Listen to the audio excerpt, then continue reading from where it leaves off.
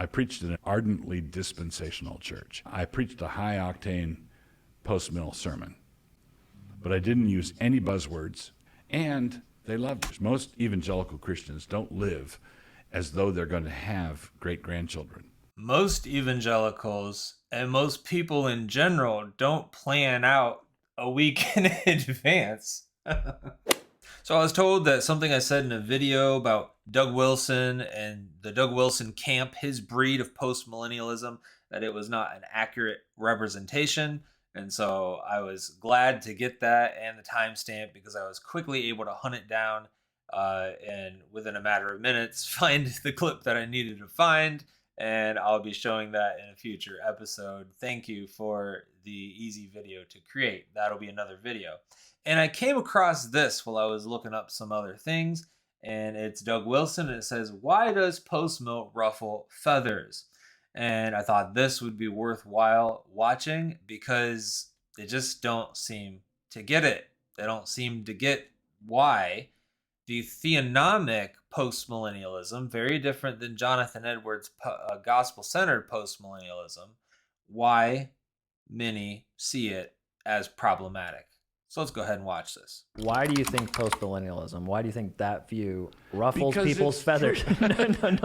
No. Why does that view ruffle people's feathers? Like, I don't understand why that encouraging approach would make people upset, or especially other Christians that you say, hey, Yeah.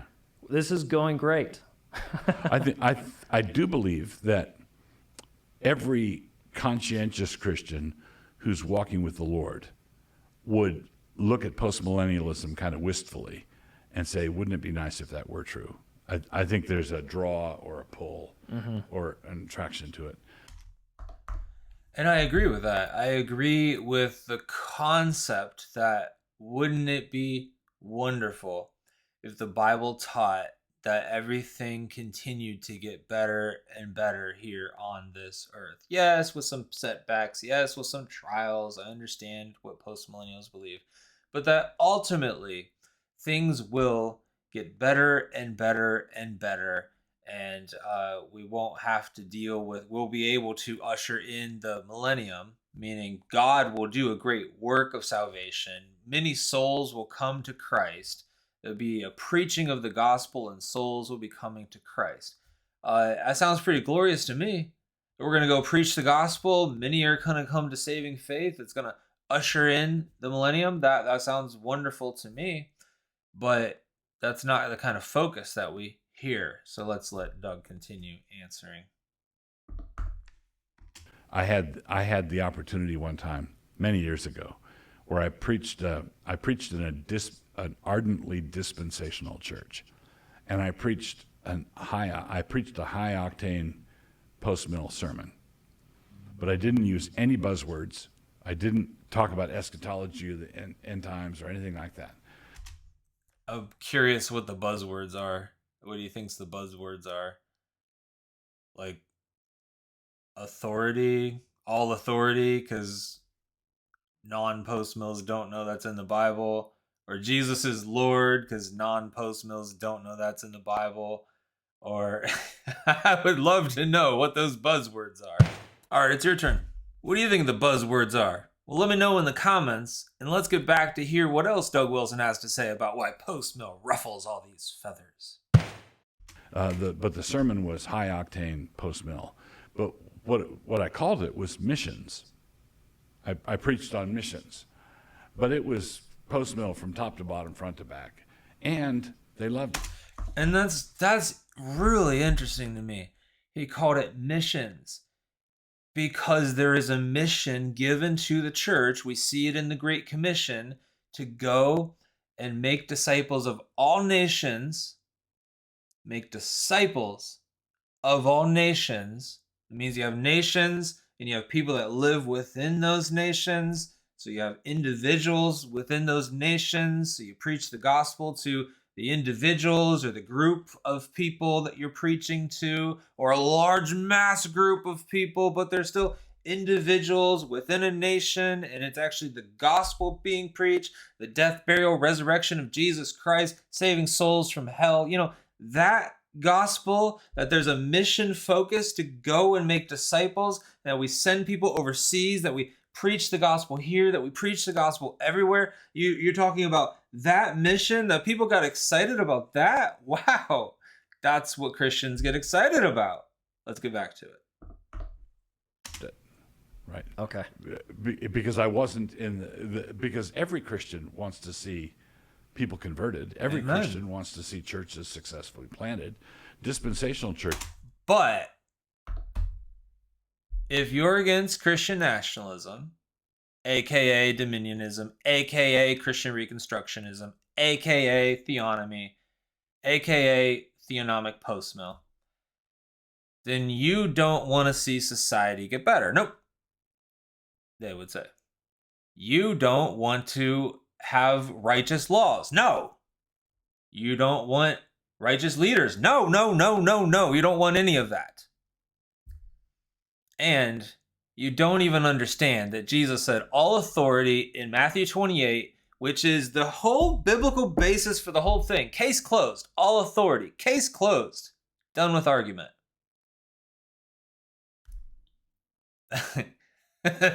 That's the argument that they give. Just send out missionaries, and they pray for them that they would succeed, not that they would fail. So all of us on our good days are quietly post-mill. Okay. When you get a bad reaction, and you sometimes do. And I don't know, quietly post-mill, do you mean optimistic in wanting to see the gospel advance? Who doesn't want to see the gospel advance?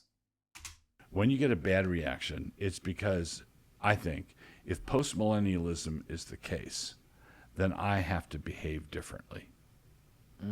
If this is the case, then I'm going to have to rethink a bunch of stuff. Like the gospel. I have to rethink about what exactly the gospel is. That it's not to save sinners from their sins, but instead, no, just take that, put that in your back pocket, maybe bring it out at a time, but you need to preach the Christianization of a nation. You need to enforce laws upon people. You need to go and create a theocracy and create the external action on top of people. And I guess in a church, this would mean too that it's all the external rules, law. And maybe one day with enough law put upon them, it will change their heart. But you would have to preach Christ in order for that to happen. And I'm not accusing anyone of not preaching Christ, but I am accusing them of a swap of priority. Because when it's law, external, there is no dealing with the internal. There's no dealing with the heart issue. That's the issue. It's a distortion of the gospel. It's a detraction of the gospel. It's a detraction, and I think a distortion of the gospel. I'll continue to call it a detraction. I'll be very, very nice about it, but at some point, you have to say this is a complete distortion of the gospel, the way some people present it. Maybe my kids shouldn't be in the government schools. That's going to take a bite out of the monthly budget. Maybe I need to. They shouldn't be in the government schools. Absolutely, and this is the whole thing with these guys. Strawman. What Christian do you know that thinks it's good to go and have their kids indoctrinated? It doesn't mean that, people are in tough situations and they're trying to work through, different districts are different. But honestly, I don't see a good case to be made for why anyone should be in public schools. It's terrible. It's terrible out. But I understand places are different, but I think we're basically at a point where no, they should not be in the government indoctrination centers. No, homeschooling is what you need to do. You need to make every effort you can to make that happen.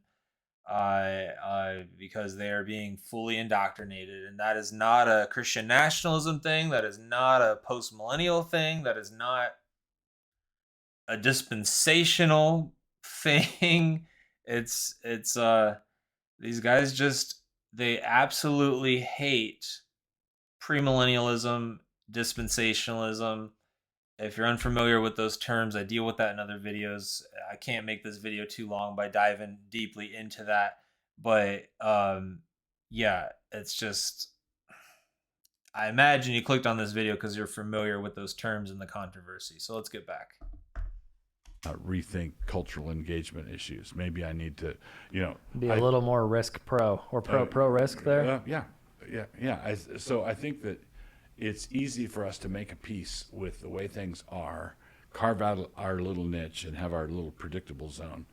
And if some post-millennialism is nothing else if not disruptive, it disrupts everything. I remember after I became post-mill, I was in the backyard working. I was planting a hedge, and I realized I can't plant a hedge the same way. Okay. Right? Because I'm thinking of where this hedge is going to be in 100 years. Most evangelical Christians don't live as though they're going to have great-grandchildren. Most evangelicals and most people in general don't plan out a week in advance. I mean, we could just talk about the fact that people need to plan further in the future. This is not a pre-mill, post-mill thing. I mean, my goodness, most people don't plan very far in the future. They just don't. They don't know what they're doing next month, let alone in 100 years are they thinking about. That has nothing to do with post-mill. I mean, at some level, it probably does. But generally speaking, most people are not planning out things very far in advance. They're not, that's an issue of due diligence and planning and being wise and looking into the future and so forth. And I don't understand what that has to do with a post-millennial eschatology. But yes, generally speaking, we're not thinking that, hundreds and hundreds of years, but if the Lord tarries, I think, we should be thinking in terms of legacy. We should be thinking in terms of long-term thinking, but at the same time, knowing that Christ could return at any moment. It's getting darker and darker, that's for sure. As Christians, we need to have both truths, both concepts there, that we're to remain faithful at all times. And a faithful Christian will always be a faithful Christian at all times. When the Lord comes back, you don't want to be sleeping. When the Lord comes back, you want to be alert. You want to be awake. You want to be working. You want to be faithful. That's just any Christian out there. I'm not saying eschatology doesn't have implications of what you believe and how it's worked out, but generally speaking, regardless of what your view on end times, what your eschatology is, you need to be faithful and you need to be diligently working to advance the kingdom, be a good citizen, be a good Christian, etc. And it's not a matter of post-millennialism versus premillennialism in terms of whether you're actually going to plan ahead, be wise stewards of your work, your money, your home, your etc. No, that's just being a faithful steward of the resources that God has given you. Right. That's just not in their calculus. But if every evangelical believer out there watching this recognizes, the odds are pretty good that every married couple with kids watching is the ancestor of hundreds of thousands of people. Wow. Okay. Just give it 200 years, right? Hundreds of thousands of people. That means, and your only connection with those teeming hordes are your kids. And do you have any responsibility for your children's children and people after that? Well, I think we do. We should pray for them. We should train our kids with reference to that downstream impact. We should live as though we're going to have descendants. And that means living differently. Well, that's interesting. Well, thanks for joining me. You've been watching Truth Transforms. If you're post-millennial, if you're part of the Doug Wilson camp, you're not going to like this channel. If you're pre-millennial and you appreciate the things that I've said, then you probably will like this channel and you should subscribe. The goal of Truth Transforms is to transform hearts and transform minds through the truth of God's Word. Go ahead and hit subscribe, hit that notification bell, and watch this video here. It's a playlist of the gospel and Christian nationalism where I go deal with a lot of different videos, a lot of different topics. So you can watch that next. Take your pick from that playlist. God bless you, and I will see you in the next video.